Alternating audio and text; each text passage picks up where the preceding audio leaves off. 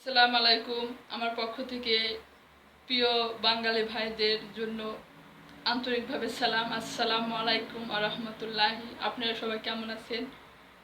আমি আপনাদের মাঝে একটি বোবার জীবনের কষ্টের গান নিয়ে হাজির হয়েছি। আমার একটু বিশ্বাস আছে যে যদি আপনারা গানটা শুনেন আপনাদের মন একটুটুকু হলে ভালো হয়ে যাবে।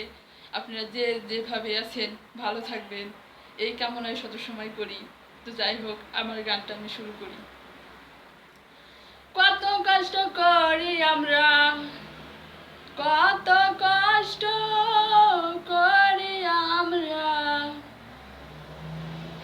আর হয় না তাহার তুলনা।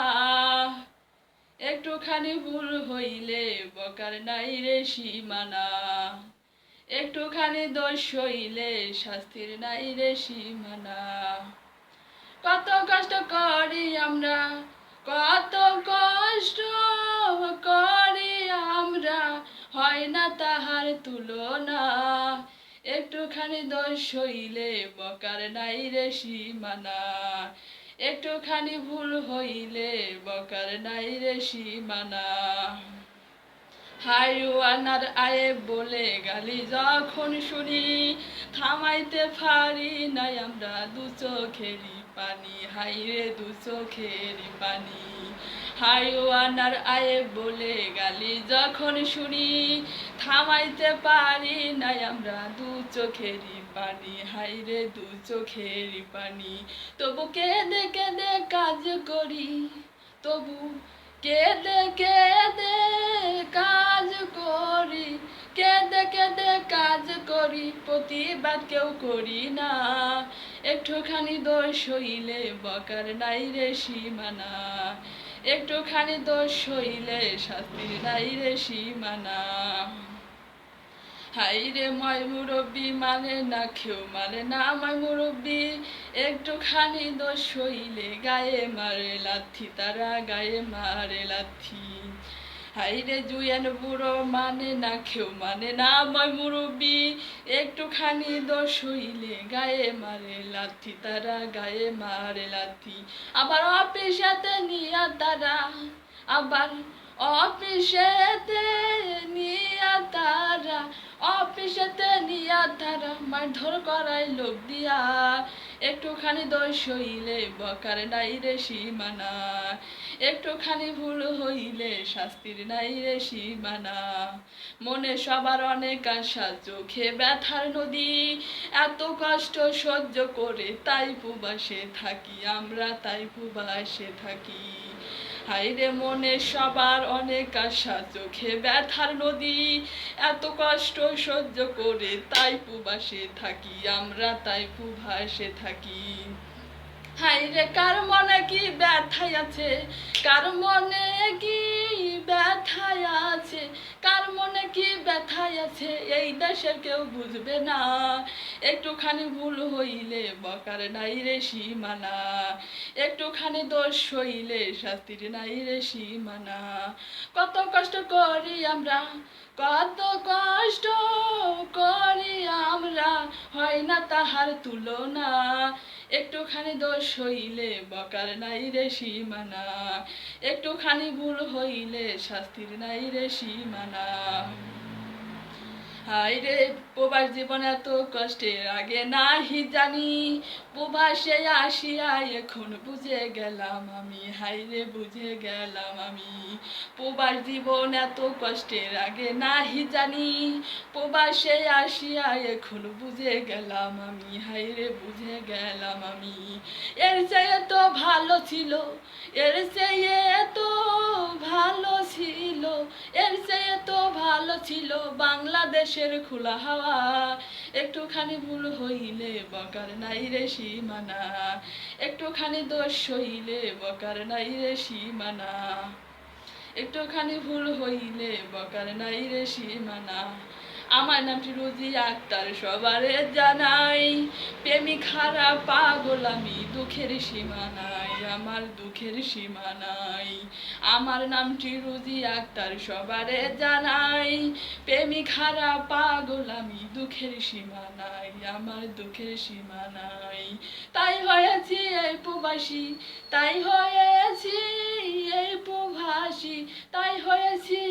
ভালোবাসি আমার ভাবে কেউ তো নাই, একটুখানি ভুল হইলে বকার কোনো সীমা নাই, একটুখানি দোষ করিলে শাস্তির কোনো সীমা নাই। কত কষ্ট করি আমরা, কত কষ্ট করি আমরা, কত কষ্ট করি আমরা, হয় না তাহার তুলনা, একটুখানি দোষ করিলে বকার নাই রে সীমানা, একটুখানি ভুল হইলে শাস্তির নাই রে সীমানা, একটুখানি ভুল হইলে বকার নাই রে সীমানা। কেমন হইল জানি না, তো যথেষ্ট পরিমাণ গাওয়ার জন্য চেষ্টা করলাম আমি। আমার গানে ভুল ত্রুটি যদি হয়ে থাকে আমাকে ক্ষমার দৃষ্টিতে দেখবেন। কে কোথায় কিভাবে আছেন জানি না, হয়তো কেউ অনেক কষ্টে আছেন, হয়তো কেউ অনেক সুখে আছেন। যাই হোক, আমি সেটা কিছু বলতে চাই না। আমি শুধু এতটুকু বলতে চাই যে আপনারা যারা আছেন এই প্রবাসে, হয়তো কেউ 10 বছর, হয়তো কেউ 15 বছর, কেউ বা 5 বছর, কেউ বা 1 বছর, যে যতদিন ধরে আসছেন, আপনারা সবাই জানেন এই দেশের এরকম পরিস্থিতি, এরকম গালি, এরকম বকা। যাই হোক, আমি সবার কাছে একটু অনুরোধ করব, আপনারা সত্য কথা বলবেন, ন্যায়ের পথে চলবেন। আপনাদের ওরা যতই শাস্তি দিক, আপনারা তাদের কিছুই বলবেন না, কিচ্ছু বলবেন না তাদের। যে যা বলতেছে তার মতো বলতে দিন।